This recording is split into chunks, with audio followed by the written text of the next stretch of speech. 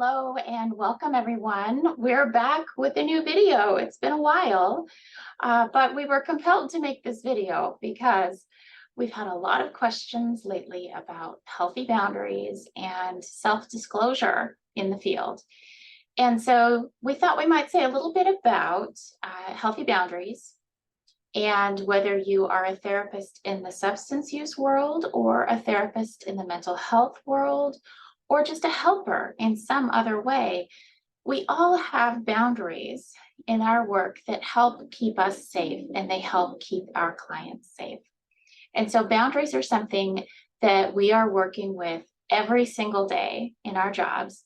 And they're also a subject that a lot of people don't want to talk about. And a lot of providers don't want to touch it because it's something that we all feel really strongly about. And there can be really heated debates among providers about boundaries.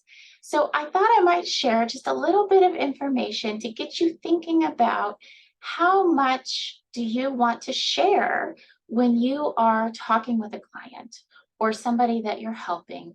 How much information is the right amount of information to disclose? So let me share a slide with you. And one thing to help you determine what you want your boundaries to be in the field as a helper is to think about, why do you want to share information about yourself with the person that you're helping? And it's important to know that expected boundaries will vary in the field. There's different boundaries according to what mental health licensure you might have, or if you are a peer helper, you may have a slightly different set of boundaries.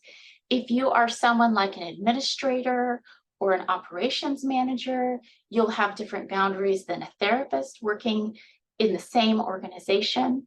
So organizationally, it's really important for employers and agencies to have really clear expectations for people working there about how much information is okay to share. Beyond that, though, as individual providers, we always get to decide how much information we want to share about ourselves. And the really great news, guys, is that you are in control of that. You never have to share information about yourself with a client if you don't want to share it. You get to decide. That's your boundary as a person. But to get you kind of thinking about boundaries, something to think about is, why do helpers share personal information about themselves? And in the past 25 years, I've worked with many different therapists, many clients in lots of different settings, different agencies. And through the process of being an administrator and a clinical supervisor, a trainer, and an individual provider, here are the most frequent explanations I've heard providers say about why they feel compelled to share information about themselves with their clients. So maybe this will just kind of get the wheels turning for you and get you thinking about what's the right amount for you to be sharing. So a really common one is, this is the way I was taught when I was an intern. And so when we're new in the field, we have so much to learn. There's so much we don't know. Boundaries is a big part of that. And excuse me, we tend to follow what we see around us in our training. So if we're working at an agency, for example, where the personnel around us have very firm, strong boundaries, and they don't share much information about themselves at all, then as we're learning, we may pick up those habits. And we may even assume that that's how it is in all agencies, which it's not. But that might be the habits that we get into and carry on throughout our careers. The opposite is true as well. If we work in an agency where the expectation is that you have very loose boundaries and that you share a lot about yourself all the time to everyone, then you might proceed in your career to replicate some of those habits or believe that that's how it is in every agency, which of course is not true. It really varies. So that's something to think about, is when you're thinking about your own boundaries, how was I taught to maintain boundaries in a therapeutic environment? Or was I taught? Just something to think about. We're all different. Something else I hear a lot is all of my coworkers share about themselves a lot. And the implicit next sentence is, and so I should too. And again, it's really up to you. How much do you feel is healthy for you to share? And it's always okay for you to have a boundary that is different than your coworkers, particularly if you feel like you don't want to share personal details and your coworkers do. So it's always okay to protect yourself if you feel like you don't want to share as much. Some helpers feel pressure from the client to share. And there's a lot of different reasons for this, but it usually has to do with a client asking us information about ourselves. And that's totally normal. And it makes complete sense that if a client is meeting with me for the first time, they're going to wonder, who the heck is this person? I want to know. I'm interested. Or I want to find out, can I trust this lady? Is Jennifer trustworthy? Can I trust her with my information? Will she understand what I'm going through? And so clients will ask us lots of questions about ourselves, not understanding boundaries necessarily or why we have to have them. And so it's wonderful to start off a therapeutic relationship, setting the tone for expectations around boundaries and having some idea of how much you want to answer and how you want to answer. Because you don't want your client to feel rejected or shamed. You wouldn't want to say something like, oh, you can't ask me that. That's not going to help your rapport. But on the opposite side of things, you also want to protect your information and make it clear that this is a therapeutic relationship, not a 50-50 reciprocal friendship. And so depending on your job role, you will see all kinds of variations on that idea. Some people will say, I want to please the client.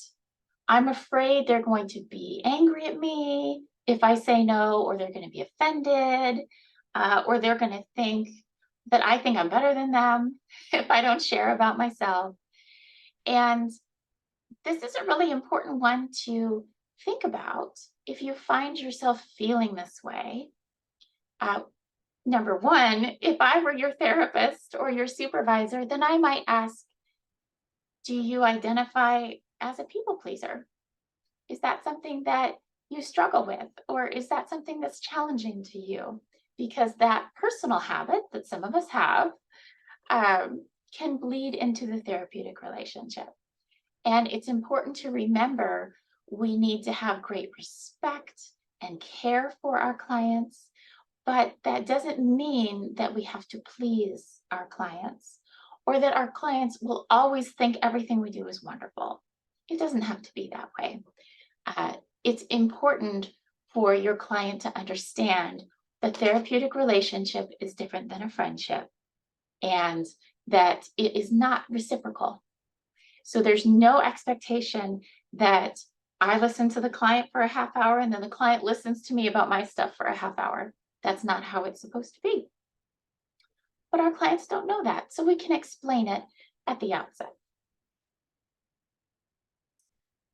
What I also hear is, my clients like me better because I share about myself. And I always find this really interesting. It could be true. I mean, we don't look inside the brain of our clients, so sometimes we'll never know about their preferences or who they like or don't like. But again, in our role as a therapist, we're actually aiming for something a little more benign. I am not in the therapeutic relationship to be liked. I am in the therapeutic relationship to help the client progress on the goals that they identify. I'm here to help them do that. And if we have great rapport and we happen to enjoy our sessions, that's wonderful too. But they don't have to like me. It's okay if they come into my office and maybe the process isn't 100% enjoyable because it's a lot of work. That's okay. I will always have unconditional positive regard for my clients, but I don't need to be liked or loved by my clients. I need to get those needs met outside of my workplace. Another common one in the substance use world is I want to show clients that if they stay sober, they can be like me someday. Or if your work is geared towards more mental health issues, same idea. I want to show clients that if they care for their mental health, they can be a success like me. And, in a peer recovery advocate type of role, that makes a little bit more sense, but there still need to be some boundaries around that. We should have, though, as therapists and helpers, we should have more tools in our tool chest for helping a client come to gain the confidence and the understanding that they can succeed and that we believe in them. We should have a lot of tools to do that, including development of therapeutic rapport, teaching skills for them during the sessions. We need to have all those tools really ready to go and not rely on self-disclosure to help them believe that they can do it. I feel really confident as a therapist that I can partner with a client and reassure them that I do believe they can learn these skills and use them, or I do believe that they can succeed and get better. I can absolutely get that across without having to reveal my own personal journey or what has happened for me.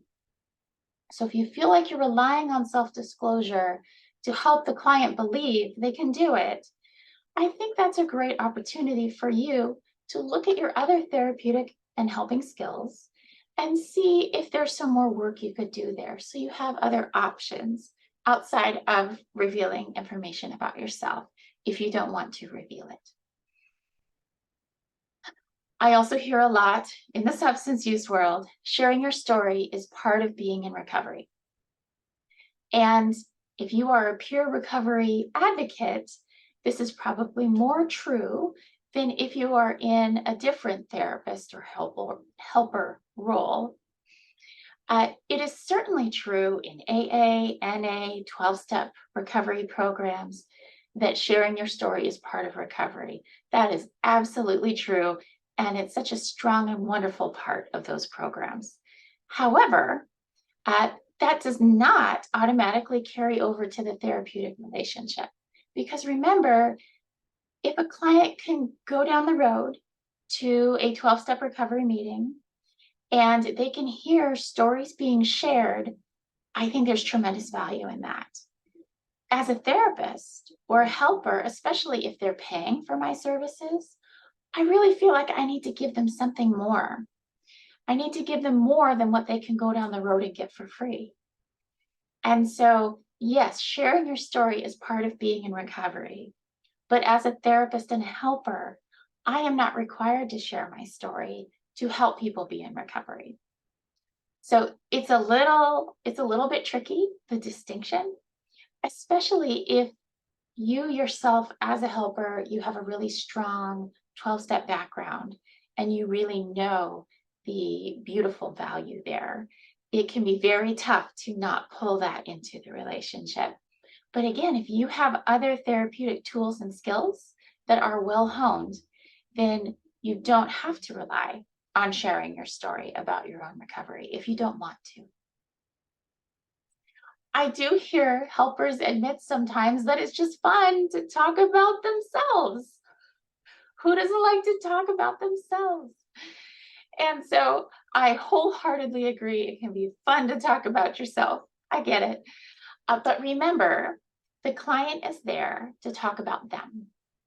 And your session with them or your time with them as a helper is to be focused on them, not on you. So remember, if you're in a situation where the client pays to see you, remind yourself who paid to be here. It was the client. Whoever pays gets to have the session be about them. Did I pay? No. So the session's not about me. If they pay, the session is about them. Okay. I have had people say, I can't help it. Clients think I'm really interesting, and I am. And so I always end up talking about myself. And most of the people who say this, I happen to agree that they are very interesting, and I enjoy hearing about them. So I'm not in direct conflict with their statement. However, again, the session is there to be focused on the client, not on the helper or the therapist. And so it's not a statement against how interesting they are, but it's really about thinking about the focus of the session and what you are trying to focus on. People are not coming in to get help and wanting to hear about how interesting I am, even if I think I'm super interesting. Another thing that I have heard is for a helper to say, I'm modeling openness. And if I'm open, they'll follow my example and they'll be open. And I'm not saying that that is completely wrong. I think there can be some truth to that. However, remember, that's a big sacrifice. You are using your own information, sharing, hoping that they might do it in return. There's not a lot of great evidence that that always works. And then you also have to remember that the client may take that information that you give them and see it in a different way than you're hoping, or use it in a different way than you're anticipating. And you don't have much control over that once your information is out there. So you want to go back to your tool chest as a helper and think about, what are the rapport building skills and my therapeutic skills that I use to help clients open up? And I encourage you as a provider to be patient with this. Trust takes time. I don't expect that the first time somebody meets me that they're going to be 100% honest with me, or that they're going to tell me the whole story, or that they will necessarily tell me much at all. I have no expectation that they will be able to trust me, because relationships take time. Trust takes time. And some of our clients are coming from a really vulnerable place. So it may take them many sessions to understand and fully believe that I care about them, that I really am here to help them, that I mean them no harm. And so I encourage you to be patient and not rush the process thinking, well, it's taking too long to get them to share, so I'll share something about me. As a therapist or a helper, manage your own anxiety and let the process unfold as they are ready. And the bottom line, this last sentence here, I'm trying to connect with them. And as a helper, yes, we want to connect with the people that we are trying to help. And so as you look over this list, I hope that you notice that all of these things have very good intentions behind them.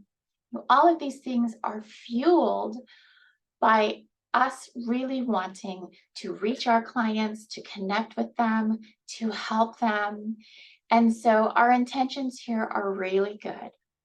But what I'm hoping this video has helped you do is to really kind of consider some of the reasons why you might feel compelled to share personal information about yourself, and give yourself the time and the space to consider why you're doing what you're doing and how much is really good for you to share as an individual, while keeping in line with any agency policies or ethical codes that you might need to follow.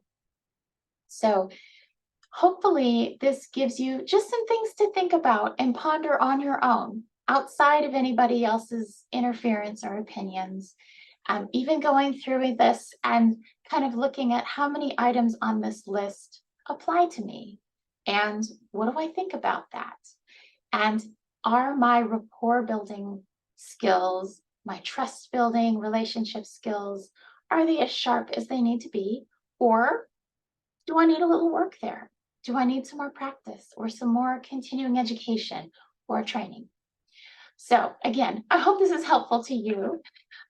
Please check out our website, www.pacificcrestclinical.com, where you can find all of our upcoming trainings, CEUs, on-demand pre-recorded trainings, our list of available agency trainings, and also our free resources page that has a lot of great free information that's there for you 24/7 as a provider. Thanks so much for listening, and I hope you all have a great day. Thanks.